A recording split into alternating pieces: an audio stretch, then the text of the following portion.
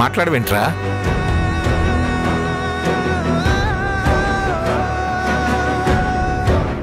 ఒకవేళ సంవత్సరం తర్వాత ఏవేవో కారణాలు చెప్పి తోక జాడిస్తే మాత్రం కుదరదు.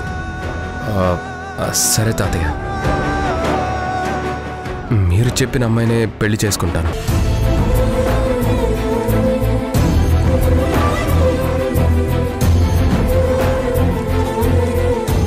అలా అని నాకు ప్రామిస్ చెయ్యి.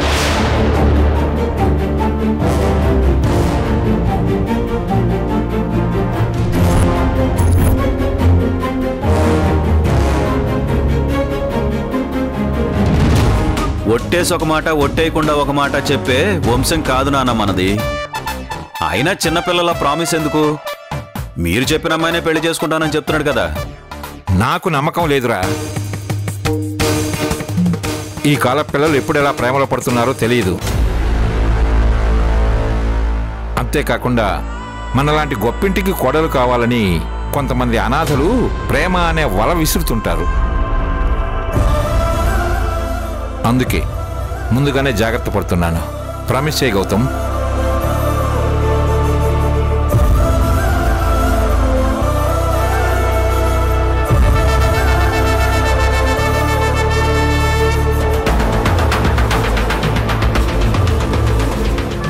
మీరు చెప్పిన అమ్మాయిని పెళ్లి చేసుకుంటానని నేను మీకు మాటిస్తున్నాను తాతయ్య.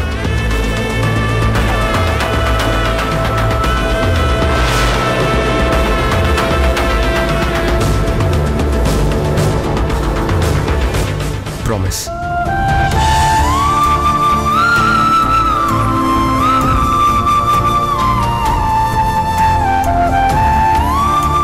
చాలా సంతోషంగా ఉందిరా. సరే తాతయ్య, నేను వెళ్తున్నాను.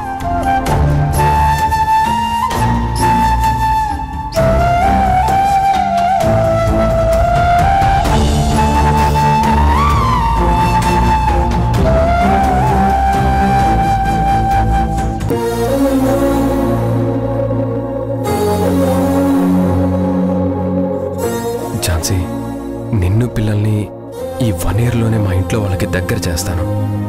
ఇదే 1 ఇయర్లో మా తాతయ్య తనంతట తనే నిన్ను పెళ్లి చేసుకోమనేలా చేస్తాను. అందుకే ప్రామిస్ చేశాను. అది జరగాలంటే ముందు నువ్వు నా లవ్ యాక్సెప్ట్ చేయాలి.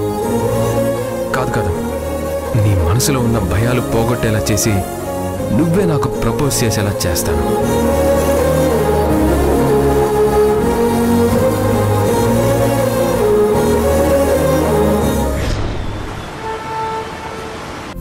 డోనర్ ఎవరు సార్? మాథ్యూస్, ఇటలీకి చెందినవాడు. తను అక్కడ మంచి సోషల్ యాక్టివిస్ట్. అవునా? అవును మేడం. మనం పంపిన మెయిల్ చూసి వెంటనే పాపకి తన బోన్ మ్యారో డొనేట్ చేయడానికి రెడీగా ఉన్నట్టు మా హాస్పిటల్కి మెయిల్ చేశాడు. Thank you doctor. మరి ట్రీట్మెంట్ ఎప్పుడు మొదలు పెడదాం అనుకుంటున్నారు? వెంటనే మొదలు పెట్టాలి, కానీ చిన్న ప్రాబ్లం ఉంది.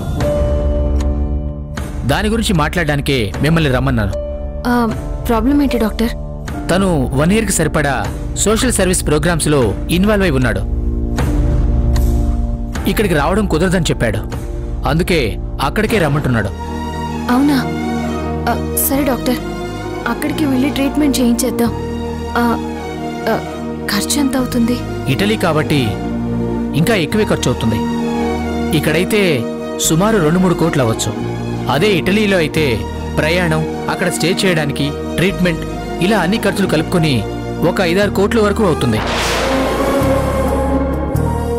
ఇంకో విషయం ఏంటంటే మనం హాస్పిటల్లో 1 మంత్ వరకు ఉండాల్సి వస్తుంది. స్వీటీని, డోనర్ని ఇద్దరిని అబ్జర్వేషన్లో పెడతారు. ఇద్దరి హెల్త్ కండిషన్ బాగుంటేనే డిశ్చార్జ్ చేస్తారు. ఏమంటారు మేడం? వేరే ఆప్షన్ లేదా డాక్టర్? మనం ఇన్ని రోజులుగా ఇక్కడ వెతుకుతున్నా గానీ డోనర్ దొరకడం లేదు కదా. ఒకవేళ పాప తల్లిదండ్రులు ఎవరో తెలిసినా వాళ్ళ బోన్ మ్యారో మ్యాచ్ అయ్యేది. కానీ పాప అనాథంటున్నారు. ఇప్పుడు అదృష్టం కొద్దీ డోనర్ దొరికాడు. ఈ ఛాన్స్ మిస్ చేసుకుంటే మళ్ళీ డోనర్ దొరుకుతాడనే నమ్మకం కూడా లేదు. అంతేకాదు మేడం, ఇంకా లేట్ అయితే ట్రీట్మెంట్ చేయడం చాలా కష్టం అవుతుంది. పాప ఏజ్కి ఇదే రైట్ టైం. ఒకవేళ తర్వాత చేయించిన ఆపరేషన్ సక్సెస్ అవ్వచ్చు, అవ్వకపోవచ్చు. ఒకవేళ సక్సెస్ అయినా కూడా కొన్ని కేసుల్లో సైడ్ ఎఫెక్ట్స్ ఎక్కువగా వచ్చే ప్రమాదం ఉంది. అందుకే మనం వీలైనంత త్వరగా ఇటలీకి వెళ్లి ట్రీట్మెంట్ చేస్తే మంచిది. ఇంకా లేట్ చేస్తే చాలా ఇబ్బంది పడాల్సి వస్తుంది. ఓకే డాక్టర్, నేను గౌతమ్ సార్ వాళ్ళతో మాట్లాడి చెప్తాను. అలాగే మేడం, ఫాస్ట్గా డెసిషన్ తీసుకోండి. సరే డాక్టర్, ఉంటాను. Thank you. ఓకే.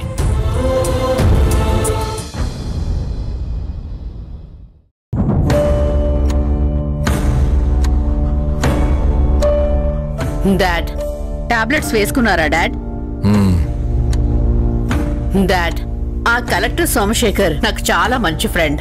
కానీ తనకి పెళ్లిడొచ్చిన కూతురుందని నాకు తెలీదు. నీకెలా తెలుస్తుంది? ఏదో సాధించాలని నువ్వెప్పుడు కేసులు, కోర్టులు అంటూ వాటి చుట్టే తిరుగుతూ ఉంటావు కదా. నీకు ఫ్రెండ్స్, వాళ్ళ ఫ్యామిలీ మెంబర్స్ గురించి తెలుసుకునేంత తీరిక కూడా ఉంటుందా? అది కాదు డాడ్. నా అదృష్టం కొద్దీ పిల్లనిస్తామని వాళ్ళే అడుగుతున్నారు. లేదంటే సంబంధం కోసం ఎంత తిరగాల్సి వచ్చేదో. నీకేమో కోర్టులు, కేసులు తప్ప కాపురం గురించి పట్టదు. ఆ చంద్రమోహన్ గాడు ఖాళీగా ఉండడం తప్ప మరేమీ చేయడు. ఇక గౌతమ్ని పెళ్లి చేసుకోరా అంటే సంవత్సరం టైం అడుగుతున్నాడు. ఒక్కరైనా సక్రమంగా ఉన్నారా? మనం ఎంత సాధించినా గానీ మన కడుపున పుట్టిన వాళ్ళు అసమర్థులుగా ఉంటే అంతకు మించిన బాధ మరొకటి ఉండదు తెలుసా?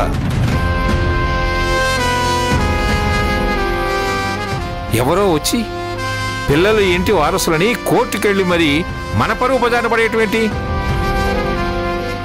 ఎవరో కన్న పిల్లని మనం పెంచుకోవటం ఏంటి? వాళ్ళ చదివిస్తూ లక్షలకు లక్షలు డబ్బులు పోసి ట్రీట్మెంట్ ఇప్పించడం ఏంటి? చచ్చా, ఇవన్నీ తలుచుకుంటుంటే నా మైండ్ పనిచేయటం లేదు. డాడ్, డాడీనే మాట్లాడుతున్నాను. పెద్ద లాయర్వని ఊరేగటం కాదు. ముందు ఆ పిల్లల్ని బయటకు పంపించు. నేనదే పనిలో ఉన్నాను డాడ్. పనిలో ఉండడం కాదు, చెప్పిన వెంటనే పని పూర్తి చేయాలి. చేస్తాను డాడ్. కానీ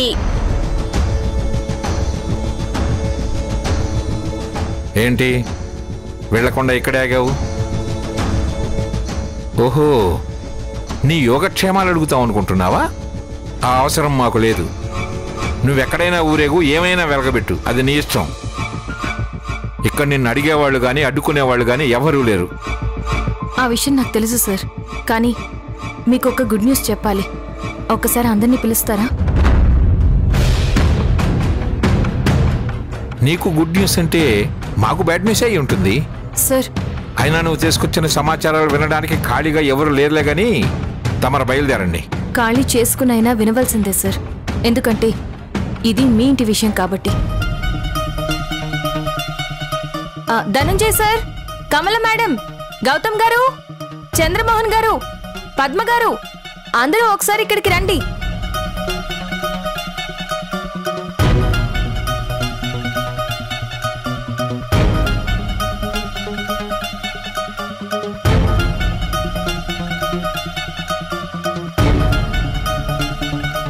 ఏంటమ్మా? మీ అందరికీ ఒక గుడ్ న్యూస్. గుడ్ న్యూసా? నువ్వు ఇంట్లో నుంచి వెళ్ళిపోతున్నావా ఏంటి? అవును, వెళ్ళిపోతున్నాను.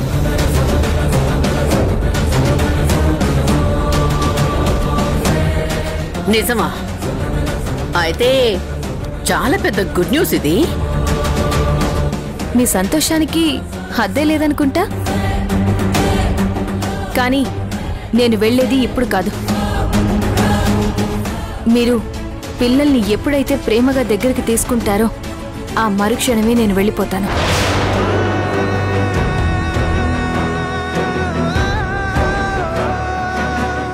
ఝాన్సీ, అసలు విషయం ఏంటి?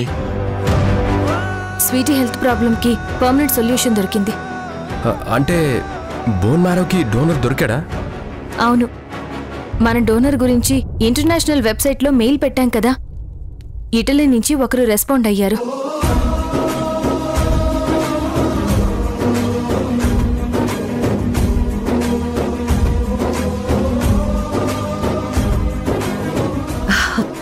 ఆ దేవుడి దయ వల్ల స్వీటీకి నయమవుతుంది.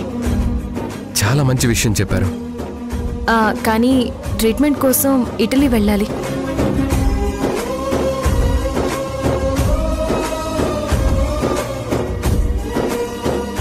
మనం పంపిన మెయిల్ చూసి వెంటనే పాపకి తన బోన్ మ్యారో డొనేట్ చేయడానికి రెడీగా ఉన్నట్టు మా హాస్పిటల్కి మెయిల్ చేశాడు.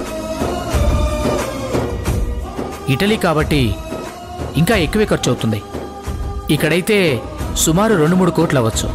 అదే ఇటలీలో అయితే ప్రయాణం, అక్కడ స్టే చేయడానికి, ట్రీట్మెంట్ ఇలా అన్ని ఖర్చులు కలుపుకొని ఒక 5-6 కోట్ల వరకు అవుతుంది.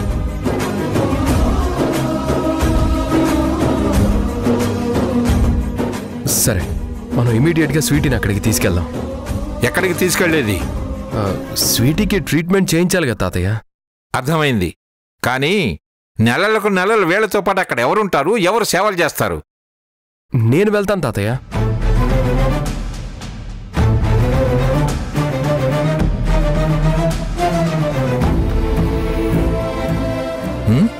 డ్యూటీకి వెళ్లకుండా ఒక్క రోజు కూడా ఉండవు.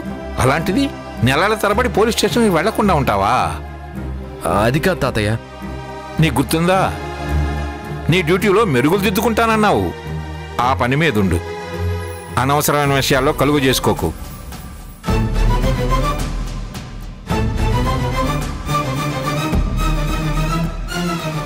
చూడు ఝాన్సీ, మిమ్మల్ని ఒంటరిగా పంపించలేవు. అలాగని మీతో పాటు రావడానికి ఇక్కడ ఎవరు ఖాళీగా లేరు. నేను వెళ్తాను మావయ్య.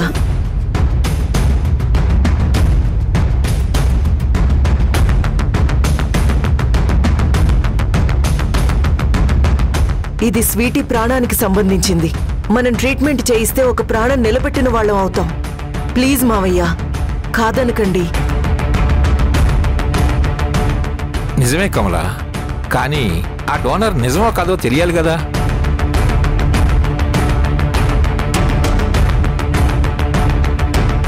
సార్, తనే హాస్పిటల్కి మెయిల్ చేశారు. అదే నా డౌటు. బోన్ మ్యారోకు డోనర్ దొరకడం చాలా కష్టం. ఎంత డబ్బాస్ చూపినా ఎవరూ ముందుకు రారు. అలాంటిది తనకు తానే మెయిల్ చేశాడంటే ఇందులో ఏదో తేడా కొడుతుంది. అవును, ఈ మధ్య సోషల్ మీడియాలో ఫేక్ న్యూస్లు చాలా చూస్తున్నాం కదా. అలానే ఇది కూడా ఫేక్ అయి ఉంటుంది.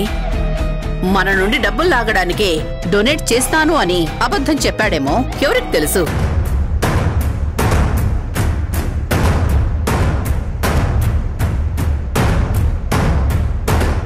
ఓకే, స్వీటీకి ట్రీట్మెంట్ చేయించడం మీకు ఇష్టం లేదు, అందుకే కదా ఇలా మాట్లాడుతున్నారు.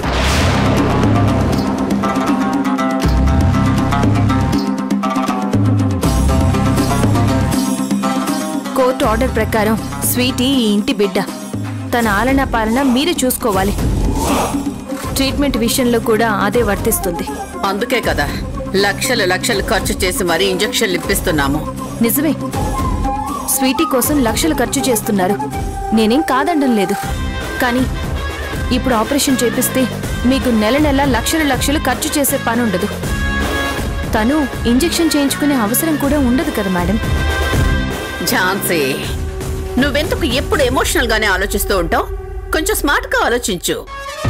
నేను చెప్పినట్టు తనకు ఫేక్ అయిండొచ్చు కదా. నేను ఆ డోనర్ డీటెయిల్స్ అన్ని చెక్ చేస్తాను. చెక్ చేస్తే ఫేక్ అని తెలిసిపోతుందా ఏంటి? సైబర్ నేరగాళ్ళు ఎంత జాగ్రత్తగా ఉంటారో తెలుసా? ఎన్ని కేసులు చూడట్లేదు? అవునవును, సైబర్ నేరగాళ్లతో పాటు నైబర్ నేరగాళ్ళు కూడా ఎక్కువైపోతున్నారు ఈ మధ్య.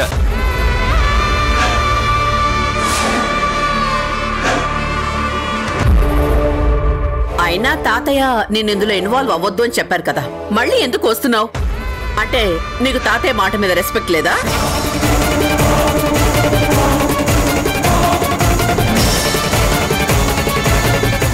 మేడం, మీకు కోపం ఏదైనా ఉంటే నా మీద చూపించండి, అంతేకాని వద్దని చెప్పకండి.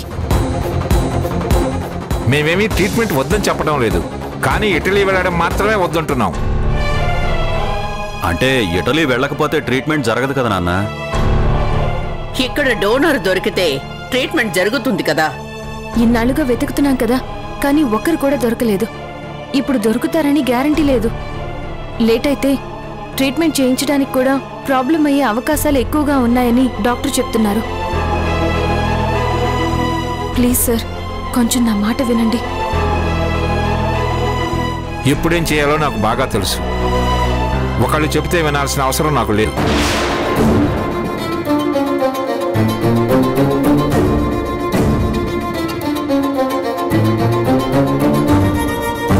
అయినా ఇంకా టైం ఉందంటున్నావు కదా, అదృష్టం బాగుంటే ఈ లోపు డోనర్ ఇక్కడే దొరకవచ్చు.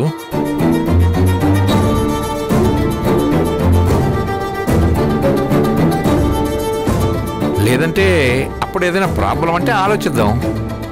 అంతేగాని ఇప్పుడు ఇటలీ వెళ్ళడానికి మాత్రం వీల్లేదు.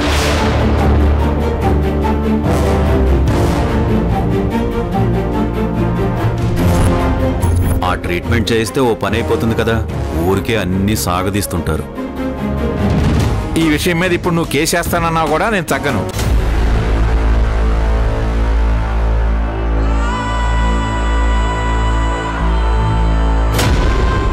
ఏమంటావు ధనంజయ్? మీ ఇష్టం నాన్న. ఏంటి సార్ ఇది? పాప ప్రాణాలతో చెలగాటం ఆడడం ఎంతవరకు కరెక్ట్? నువ్వు తప్పుగా ఆలోచిస్తున్నావు ఝాన్సీ. ఇక్కడ డోనర్ దొరక్కపోతే ఆలోచిద్దాం అంటున్నారు కదా, అర్థం చేసుకోకుండా ఎందుకు మమ్మల్ని తప్పు పడతావు? నేనెంత బాధపడినా బ్రతిమిలాడినా మీ మనసు కరగదని నాకు అర్థమైంది.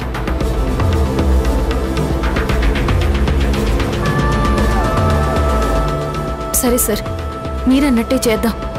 కానీ ఈలోపు డోనర్ దొరకలేదంటే ఖచ్చితంగా స్వీటీని నేనే స్వయంగా ఇటలీకి తీసుకెళ్తాను.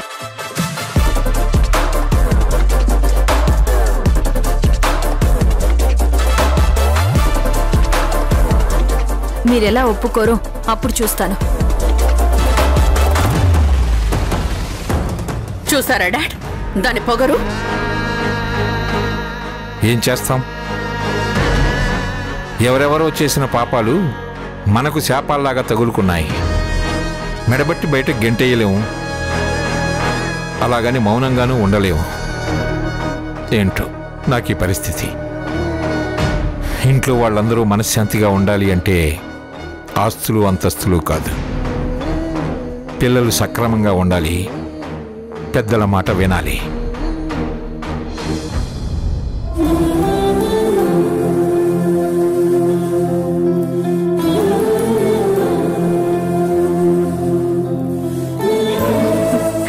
స్వీటీ,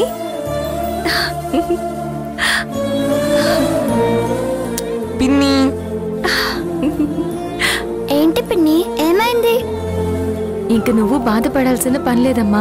నీకు నెల నెల ఇంజెక్షన్స్ చేయించుకునే అవసరం లేదు. బోన్ మ్యారో డోనర్ దొరికేశారు. ఏంటి పిన్ని నువ్వు అనేది? నిజమా?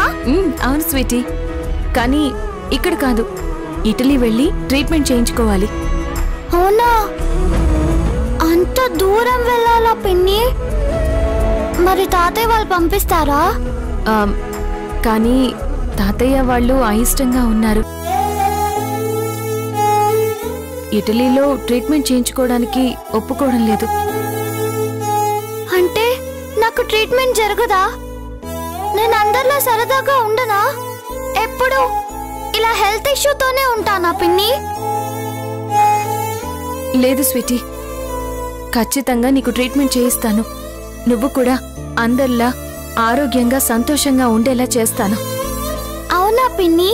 చెప్తున్నాను కదా.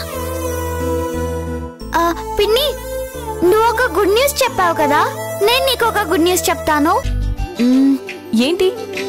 రా పిన్ని, చూపిస్తా.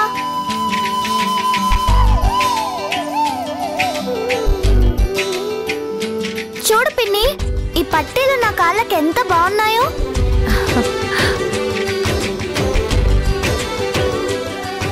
చూడు పిన్ని, బాగున్నాయి కదా? చాలా బాగున్నాయి. అవును, ఇవెక్కడివి నీకు? కమలమ్మ ఇచ్చింది. అవును ఝాన్సీ, అవి మా అత్తయ్య నాకిచ్చారు. సాంప్రదాయం ప్రకారం నేను మీ అక్కకివ్వాలి, కానీ ఇప్పుడు తను లేదు కదా, అందుకే స్వీటీకిచ్చాను.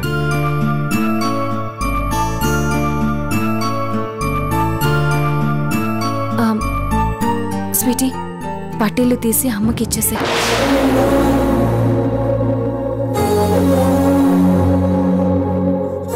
ఎందుకు ఝాన్సీ? మీరు ఈ పట్టీలు స్వీటీకి ఇచ్చిన విషయం ఈ ఇంట్లో వాళ్ళకి తెలుసా? తెలీదు. అయినా నేనివ్వాలనుకున్నాను, స్వీటీకిచ్చాను. ఇది అందరికీ తెలియాల్సిన అవసరం ఏముంది? తెలియాలి మేడం.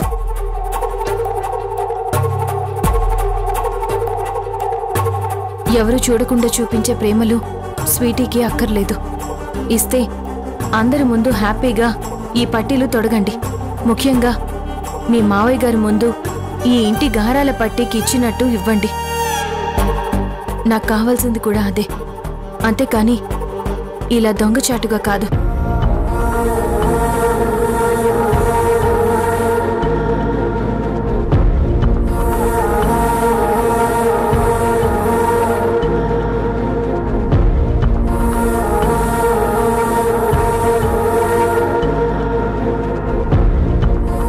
ఇప్పుడు స్వీటీ ఈ పట్టీలు పెట్టుకుని ఇంట్లో తిరుగుతూ ఉండగా పొరపాటున పద్మగారో మృణాలిని గారో చూశారనుకోండి, పెద్ద రాద్ధాంతం చేస్తారు.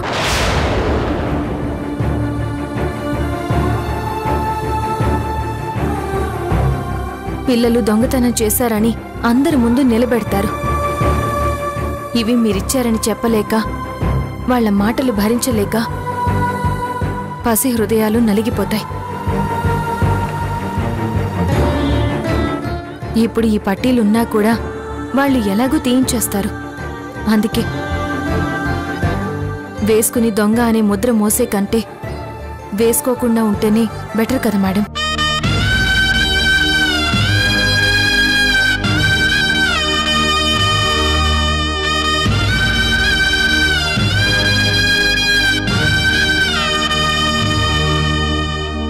ఎంతైనా మన గౌతమ్ చాలా అదృష్టవంతుడు కదా. అవును మృణాలిని, ఆ అమ్మాయి కుందనపు బొమ్మలా ఉంది. వీళ్ళు ఏ అమ్మాయి గురించి మాట్లాడుతున్నారు? నాకు కూడా చాలా హ్యాపీగా ఉంది. స్వీటీతో పాటు మీకు కూడా పర్మనెంట్ సొల్యూషన్ దొరికిందంట కదా. హైదరాబాద్ గండి పాత కేసులో పోలీసులు ఎంటబడుతుంటే ఆడబిడ్డని ఏదో చెత్త కుండీలో పడేసి పారిపోయిందంట.